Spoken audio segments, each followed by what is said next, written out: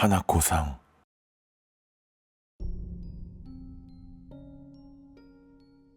지금부터 들려줄 이야기는 내가 초등학교 2학년 때 겪었던 일이다. 그 당시 우리 동네에는 하나코상에 관련한 괴담이 유행처럼 돌고 있었다. 내가 다니던 학교에서도 어떤 화장실에서 하나코상을 만날 수 있는지에 대한 소문이 돌고 있었다. 소문에 따르면 하나코상을 만나려면 오후 5시쯤이 되었을 때 학교 뒤 소각장 쪽에서 가장 가까운 여자 화장실을 찾아가야 했다. 그리고 닫혀있는 첫 번째 칸 문을 두드리면서 하나코상, 같이 놀자 라는 말을 하는 거였다. 첫 번째 문에서 대답이 없다면 두 번째 문을 두드리면서 똑같은 말을 한다. 그리고 세 번째, 네 번째 문을 두드리고 같이 놀자는 말을 한다면 마침내 하나코상에 그래 라는 대답을 들을 수 있다. 하지만 그렇게 하나코상을 만난 뒤에는 어떻게 되는지 아무도 알지 못했다. 나는 항상 몰려다니던 친구들과 함께 그 소문을 실험해 보기로 했다. 편의상 친구들을 B군과 C군, D군이라고 하겠다. 우리들은 종종 모여서 무서운 이야기를 하고 노는 걸 참 좋아했다. 하나코상을 만나려면 반드시 화장실에 혼자 찾아가야 한다고 했다. 그래서 조금 꺼려지기는 했지만 우리는 차례대로 한 번씩 하나코상 괴담을 확인해 보자고 의견을 모았다. 학교에서 이미 여러 아이들이 하나코상 괴담을 시도해보려 했지만 아무도 성공하지 못했다는 말을 들었기 때문에 별로 무서운 생각은 들지 않았다. 나는 딱히 그 괴담을 확인해보고 싶다는 생각을 하지는 않았지만 B군이 계속 졸랐기 때문에 어쩔 수 없었다. 결국 우리는 가위바위보를 통해서 누가 가장 먼저 하나코상을 부르러 갈지 정했다. 마침 B군이 가장 먼저 가는 걸로 정해졌기 때문에 조금 쌤통이라는 생각이 들기도 했었다. 우리는 오후 5시가 될 때까지 학교 근처 공원에서 공놀이를 하면서 시간을 보냈다.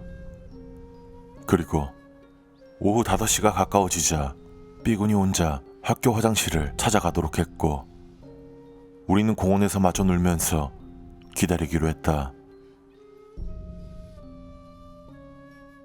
시계는 5시 30분을 가리키는데 B군은 아직도 오지 않았다. 6시가 넘어 해가 곧 넘어갈 시간이 되자 우리는 B군에 대해서 불평을 하며 뒷담화를 시작했다. 분명히 겁에 질려서 집으로 도망쳤을 거라면서. 하지만 B군의 집을 찾아가 봤지만 B군의 어머니는 B군이 아직 집에 돌아오지 않았다고 했다. 우리는 슬슬 걱정이 되기 시작했지만 모두들 저녁을 먹으러 집으로 돌아가야만 했기 때문에 어쩔 수 없이 뿔뿔이 흩어졌다. 아마 우리가 집으로 찾아올 것도 예상하고 어디선가 숨어서 시간을 보내고 있을 거라고 핑계를 대면서. 다음날 학교가 떠들썩했고 임시 휴교령이 내려졌다. B군이 화장실에서 사망한 채 발견됐다는 말이 들렸다. 우리는 아무도 입을 열 수 없었고 학교에서는 곧 하나코상이 나오는 화장실에서 B군이 알 수 없는 이유로 사망했다는 소문이 퍼지면서 하나코상은 진짜라는 말이 돌았다. 결국 그 화장실은 폐쇄되고 말았다. 15년이 지난 지금 B군이 생각난 것은 오랜만에 돌아온 고향 동네에서 C군과 D군을 만났기 때문이다. 나는 그 일이 있고 나서 얼마 지나지 않아 전학을 갔기 때문에 그 사건을 한동안 잊고 지냈다.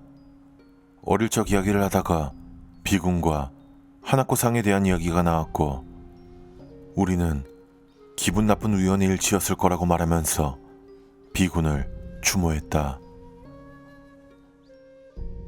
이튿날 나는 어린 시절 친구들과 놀던 학교 옆 공터에서 추억에 잠겼다. 공터에는 어린 시절의 우리를 보는 것 같은 한 무리의 아이들이 공놀이를 하고 있었고 한 아이가 잘못 찬 공이 내 쪽으로 날아왔다. 나는 공을 건네주는 김에 한 아이에게 말을 걸었다. 너희들 옆에 있는 초등학교 다니지? 혹시 말야 화장실에 있는 하나코상에 대한 괴담을 알고 있니? 한 아이가 고개를 갸웃하며 대답했다. 하나코상이요? 그건 모르겠는데요.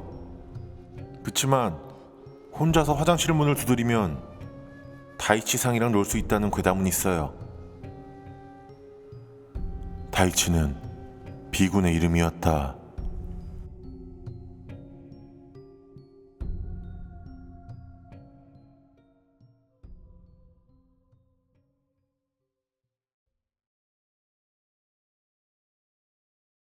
아타미시의 터널. 이건 내가 5년 전쯤에 실제로 겪은 일이다. 당시 나는 회사가 사이타마시에서 아타미시로 이사를 하면서 급하게 이사를 한 상태였다. 나는 이전에 아타미시에 와본 적이 한 번도 없었기 때문에 조금 신이 나 있는 상태였다.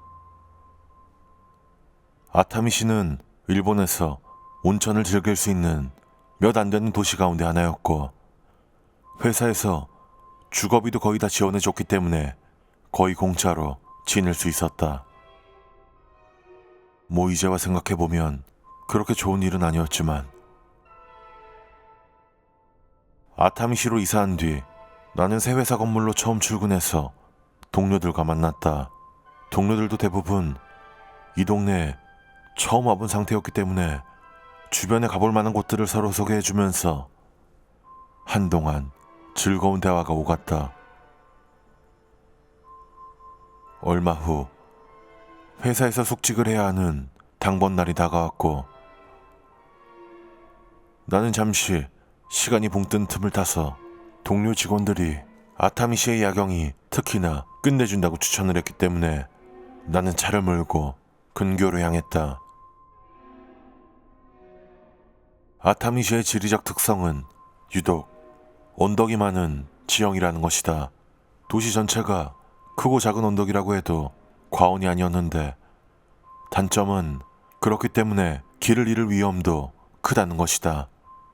더구나 아직 아타미시의 지리를 전혀 몰랐기 때문에 나는 차를 몰던 채로 길을 잃고 말았다.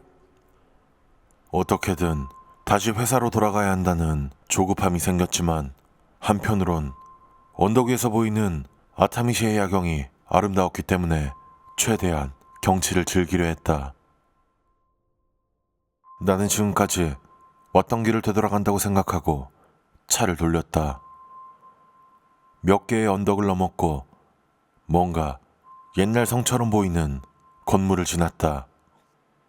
그리고 나니 좁은 샛길 같은 곳으로 들어오게 됐고 나는 이미 완전히 길을 잃었다는 불길한 예감에 휩싸였다.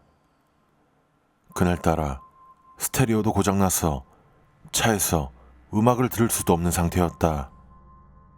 그러다가 30m쯤 되어 보이는 어두컴컴한 터널을 지나게 됐을 때는 울고 싶은 기분마저 들었다. 잠시 화제를 돌리자면 난 초자연적인 현상 같은 걸 잘 믿지 않는다. 귀신 같은 것을 보고 난 적도 살면서 한 번도 없었다. 하지만 그 터널로 차를 몰고 들어가던 그 순간에는 뭔가 강한 직감이 머릿속을 때리는 기분이었다. 절대 그쪽으로 가서는 안 된다고. 뭐라고 말로 설명하기는 어려운 기분이었다. 하지만 터널 안으로 들어갈수록 이제는 끝장이라는 무서운 생각이 머릿속을 가득 채웠다. 하지만 이 터널을 지나지 않으면 또 한없이 길을 돌아가야만 한다는 생각에 나는 그런 생각을 애써 무시하면서 차를 몰았다. 그리고 터널을 절반 정도 지나왔다고 생각했을 때 나는 급하게 차를 멈췄다. 그리고 시동을 끌 수밖에 없었다. 저만치 앞쪽에서 대여섯 명의 아이들이 보였다. 그 아이들은 돌탑을 쌓거나 돌멩이를 발로 차면서 놀고 있었다. 나는 큰 충격을 받았다. 도대체 이 한밤중에 아이들이 왜 이렇게 위험한 터널 한가운데서 놀고 있는 걸까? 나는 너무 무서운 생각이 들어서 움직일 수도 없었고 비명을 지를 수도 없었다. 심장은 망치로 얻어맞은 것처럼 세게 쿵쿵대고 있었다. 한 명의 아이가 내 쪽으로 고개를 돌려서 나와 눈을 마주쳤다. 그리고 웃었다. 이빨이 보일 정도로 환하게 웃었다. 나는 마침내 비명을 질렀다. 비명을 지르면서 다시 시동을 걸고 기어를 후진으로 넣은 뒤 엑셀을 거세게 밟았다. 차 문이 터널 벽을 긁는 소리가 났다. 나는 마침내 터널을 빠져나온 걸 확인하고 재빠르게 유턴해서 차를 돌렸다. 그 이후의 일은 잘 기억나지 않는데 어쩌다 보니 늦지 않게 회사에 도착해 있었다. 다음 날 나는 이 동네에서 오래 살았다는 회사 경비원에게 자초지종을 설명했다. 지난밤 운전을 하다가 길을 잃었는데 오래된 성을 지나서 한 터널에 들어섰고 한 무리의 아이들을 마주쳤다는 이야기. 경비원은 내 말을 한참 듣더니 고개를 끄덕이면서 말했다. 아, 거기 아마도 니시키가우라 쪽으로 가는 터널이었던 것 같구먼. 나는 그게 어디냐고 물었고 그는 스스로 목숨을 끊으려는 사람들이 많이 가는 곳으로 유명한 장소라고 말해줬다. 내가 터널에서 본 그 아이들은 나에게 경고를 해주고 있던 걸까? 그게 아니면 아마 그곳에서 원치 않는 죽음을 당한 아이들이었던 걸까? 내 차 문짝에는 그날 밤에 긁힌 자국이 남아있지만 나는 그 터널에서 무사히 빠져나왔다는데 안도할 수밖에 없었다. 그리고 나는 다시는 밤에 혼자 차를 몰고 낯선 곳으로 떠나지 않는다.